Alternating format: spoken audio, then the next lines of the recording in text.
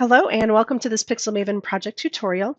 Today we'll be working on this rose card using the altenew Blossom Cover A and B. Now Blossom Cover B is this pattern. It's kind of a thicker version of the rose, and then Blossom Cover A is the thin outline. And when you put them both together, you get a really cool effect.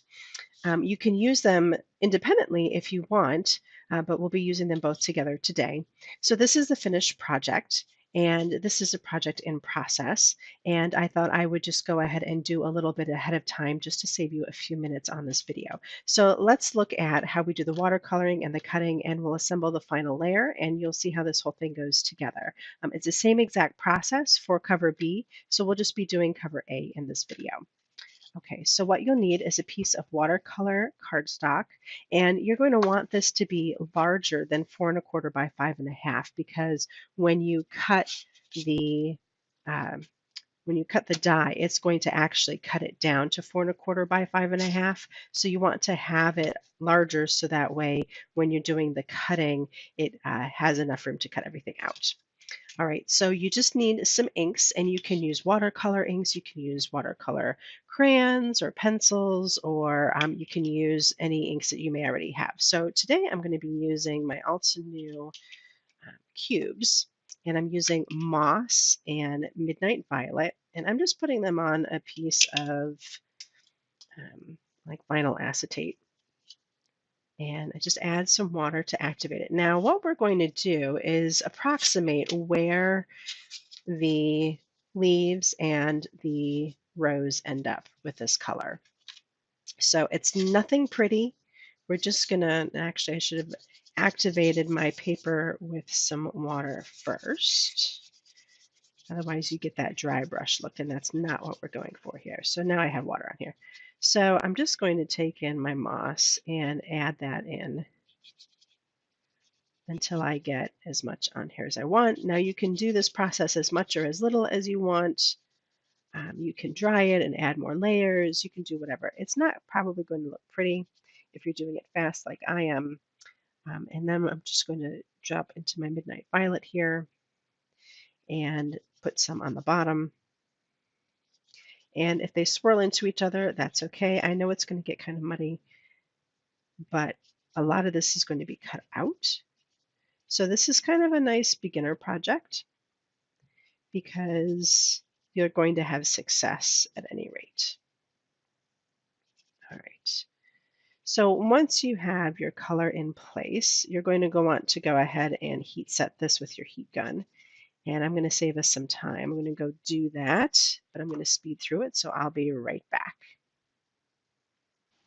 All right, so now I have my dried piece of watercolor paper, and I can move all this other stuff out of the way.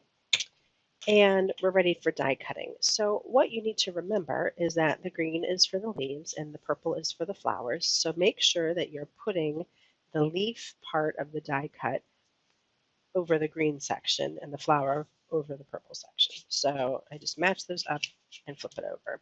Now I am going to attach it with some painter's tape just to keep things in place until it runs through.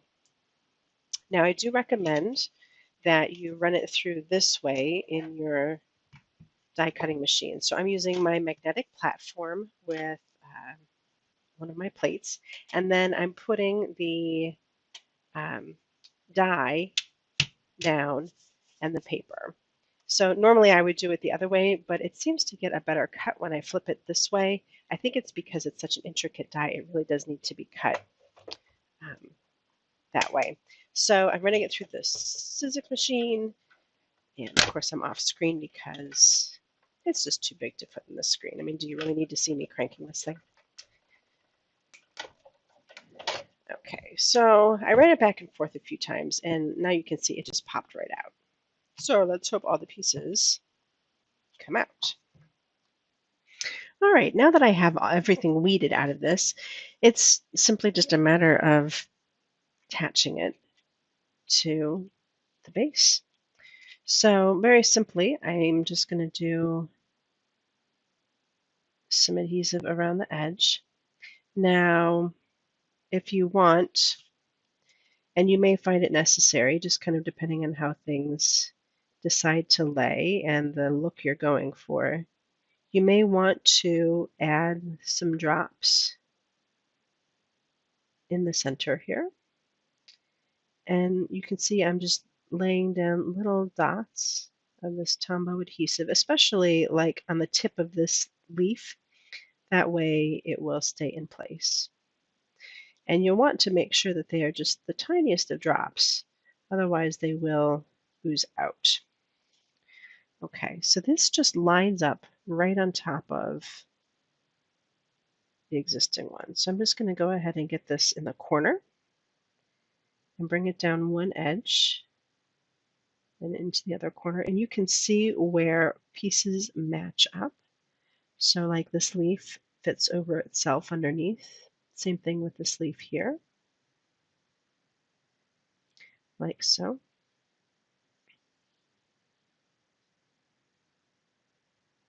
And this leaf.